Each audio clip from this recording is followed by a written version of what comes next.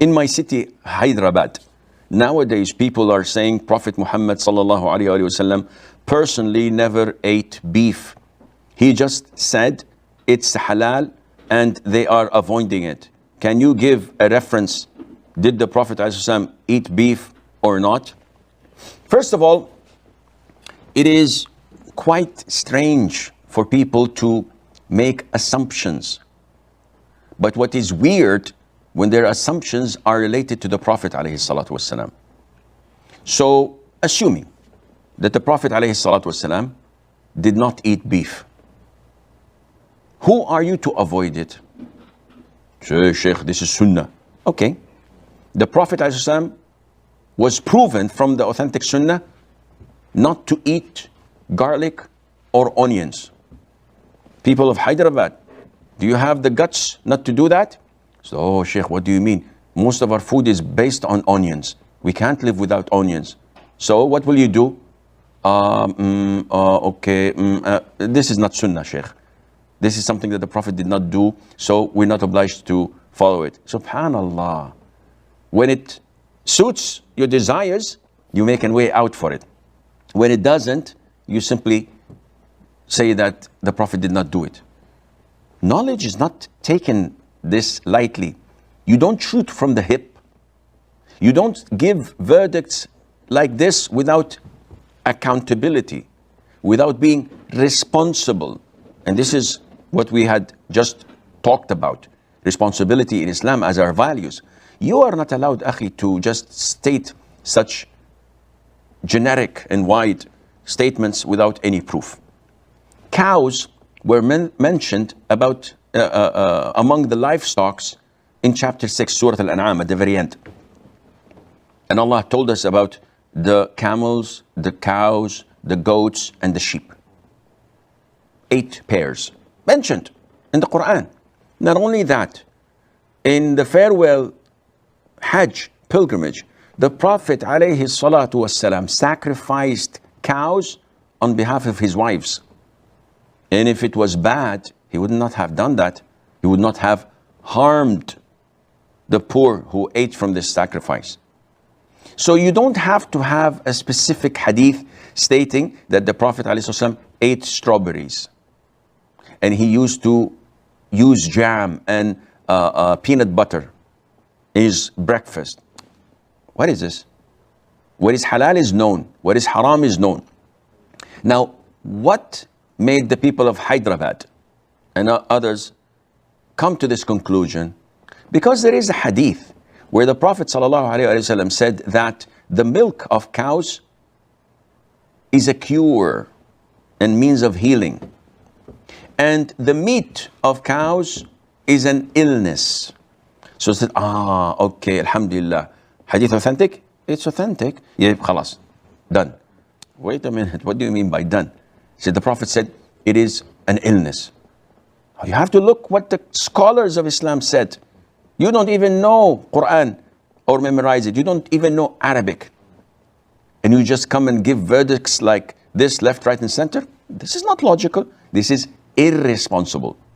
So the hadith, as some scholars said, is referring to the cows living in Arabia, because the meat is very harsh, unlike the cows elsewhere where you get good meat.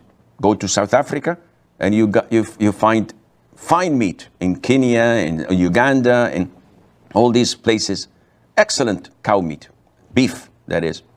Not only that, some scholars said that the hadith is referring to consuming a lot.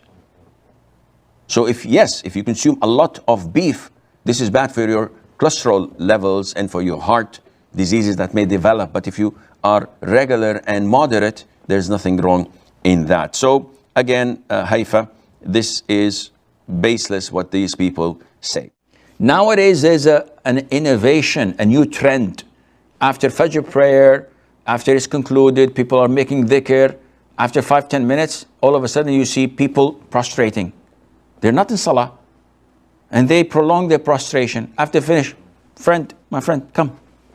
What are you doing? He said, this is prostration for dua. I said, but you're not praying. He said, yes, this is a separate prostration. This is haram. This is innovation. It's not acceptable. You have committed a grave sin. Others repeat this on and on and say that this is prostration of gratitude, of shukr. And again, this is an innovation. When you are blessed with something that is not reoccurring, the sunnah is to offer one sajda, one prostration of gratitude. If your boss gives you a paycheck at the end of the month, you do not perform sajood al-shukr. Why? Because this is reoccurring. If your wife cooks a good meal, some would say that this is not reoccurring, but generally speaking, this is a reoccurring blessing. You do not prostrate for gratitude or for shukr.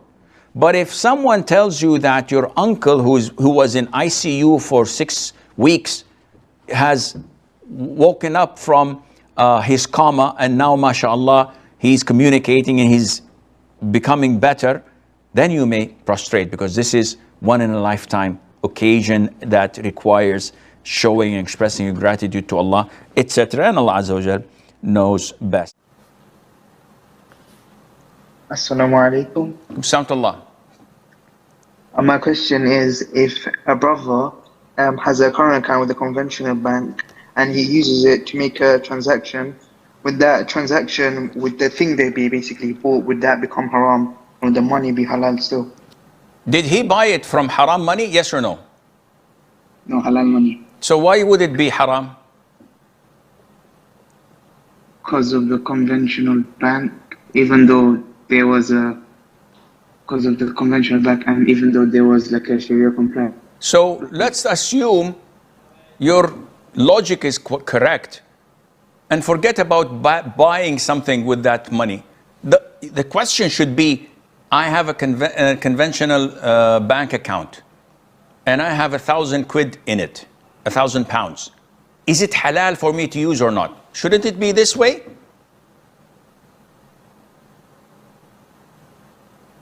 Hassan, shouldn't it be this question you should be posting? Hello? Yes, yeah, Hassan. I'm lagging out. So I'm asking you, wouldn't the question be more appropriate to ask, I have 1,000 pounds in a conventional bank account. Is it halal for me to withdraw and use or not?